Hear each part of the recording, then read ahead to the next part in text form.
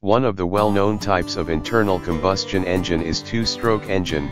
This type was widely used on motorcycles before four-stroke engines were popular.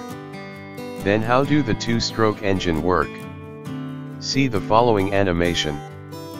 First, we will learn the basic principles of engine in vehicles. If you pay attention to the vehicle exhaust, there must be smoke even a little. And the smoke is produced if there is fire burning something. In fact, combustion is the basic principle of the engine. The reason, combustion has potential energy that can be converted into physical energy.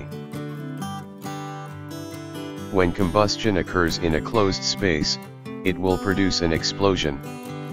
And we know that explosion have expansion power.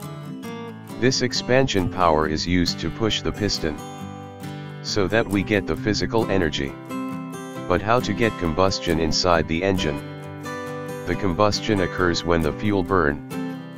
But we cannot forget that the fire need oxygen. So to get the combustion, we need air, fuel, and fire.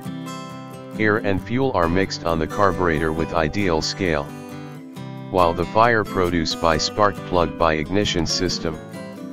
If the three material meet together, the combustion occurs. However, if the condition is like this, the piston is only pushed down. In fact, the physical energy we need is rotational motion. To solve this, there is a crank mechanism under the piston. It functions to convert the vertical motion of the piston into rotation. In addition, the crank mechanism makes the piston move back upward, so that combustion can be done again so that the engine can run longer. Then the question is, how to make the combustion happen continuously? In a two-stroke engine, there are only two steps for combustion to occur continuously. The first step is when the piston moves upward.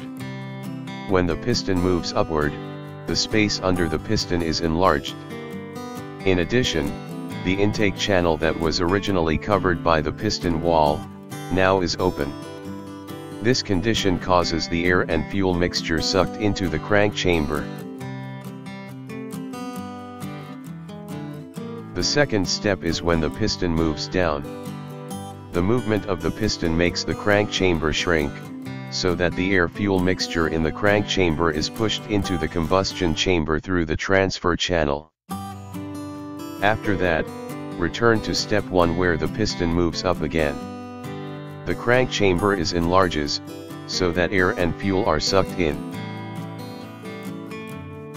while the combustion chamber is narrowed.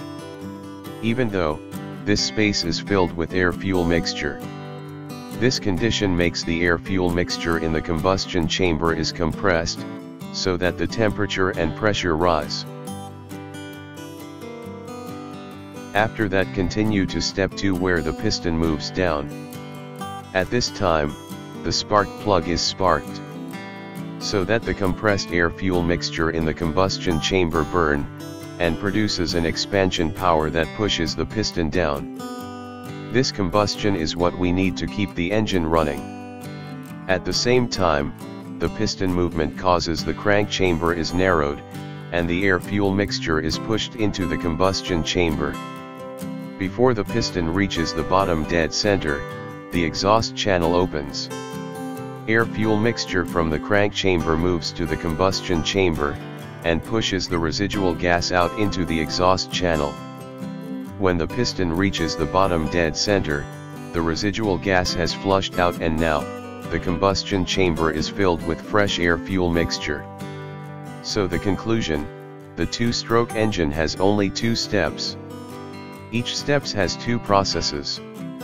The first step consists of intake and compression processes. Step 2, consisting of combustion and exhaust.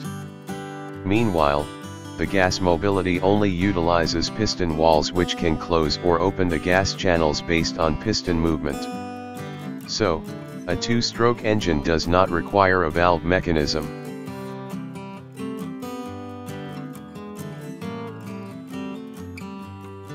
That's an explanation of the two-stroke engine.